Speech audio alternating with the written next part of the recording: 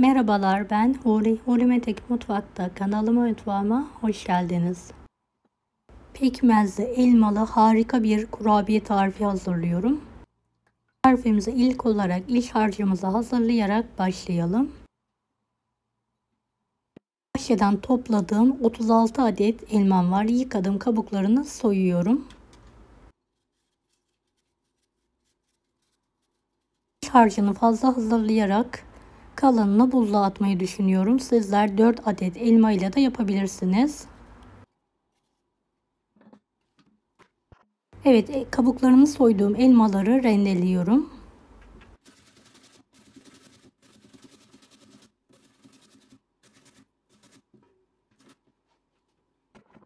Son elmamı da hızlı bir şekilde rendeliyorum.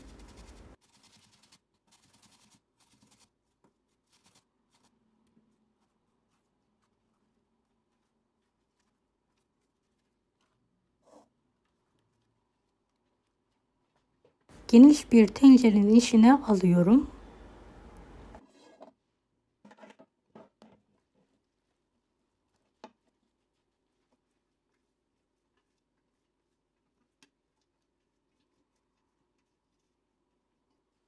Dört su bardağı toz şeker,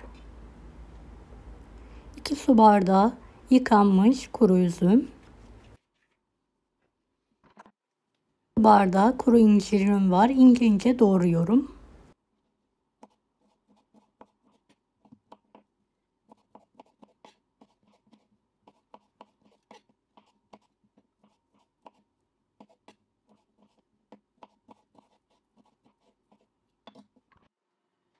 Üzerine alalım.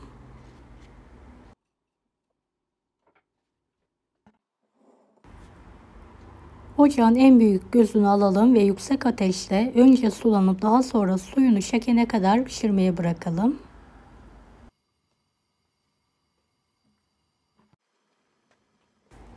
Evet, biraz piştikten sonra karıştırıyorum.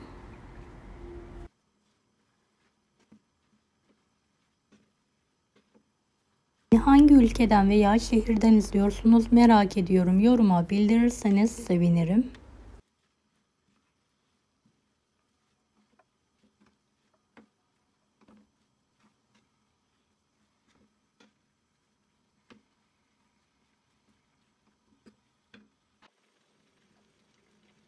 Evet, gördüğünüz gibi sulandı. Suyunu çekene kadar pişirme işlemine devam ediyorum.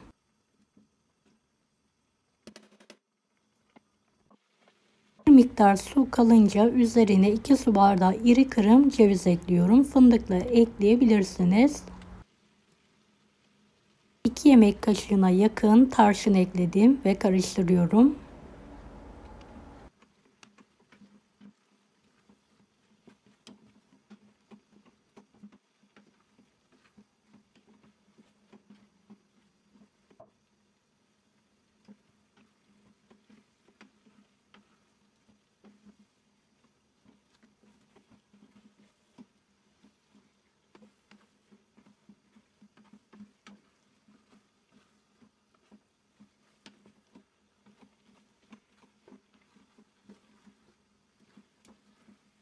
Ben altını kapatıyorum.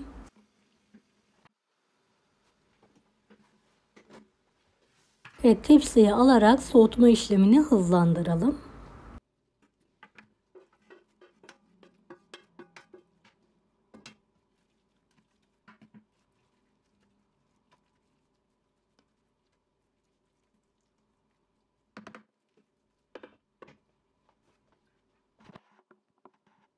Hamuru için 125 gram tereyağı, 1 yemek kaşığı yoğurt, 1 adet tam yumurta, 1 çay bardağı sıvı yağ, yarım su bardağı toz şeker, 1 paket vanilya, 1 paket kabartma tozu,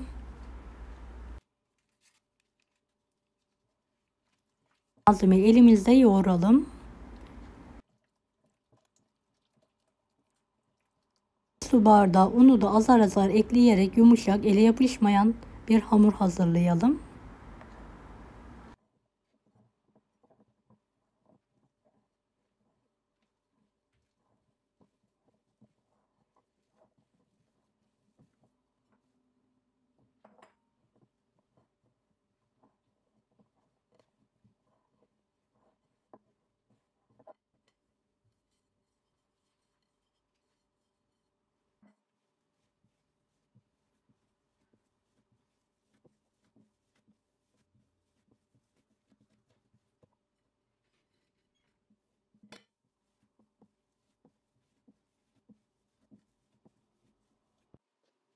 Evet, hamuru toparladım gördüğünüz gibi. Şöyle ceviz büyüklüğünden biraz daha büyük olacak şekilde bezelere kopartıyorum.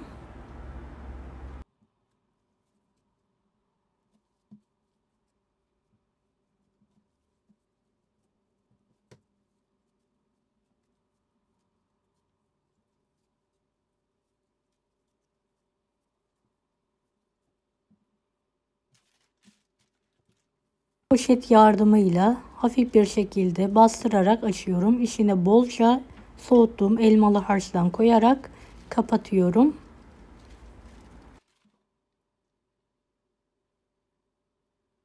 Dikkatli bir şekilde yuvarlayarak kapatalım.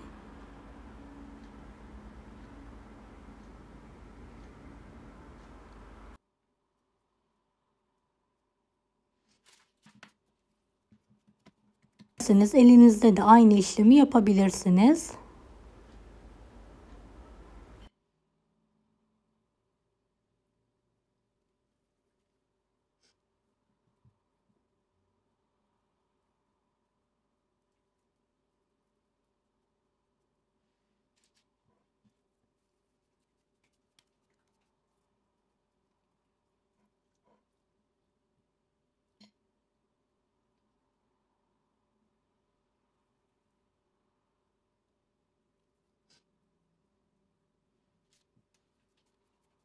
Hamurlarım bitene kadar aynı işlemi yapmaya devam ediyorum.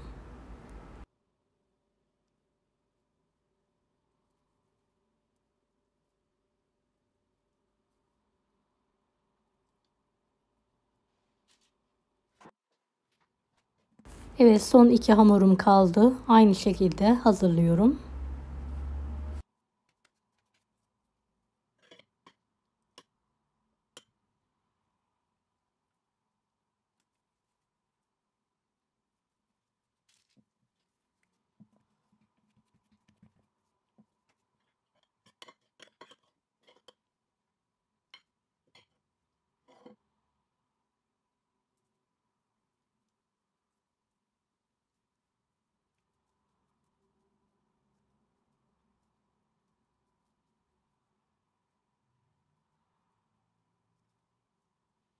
...170 dereceli fanlı fırında üzeri hafif bir şekilde pembeleşene kadar pişirmeye bırakalım.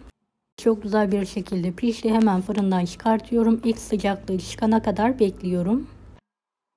Kase dolusu Hindistan cevizi, 1 su bardağı pekmezi çok az sulandırarak hazırladım.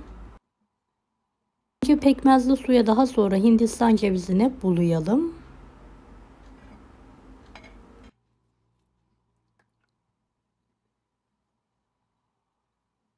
Evet, tüm kurabiyeleri aynı işlemi yapmaya devam edelim.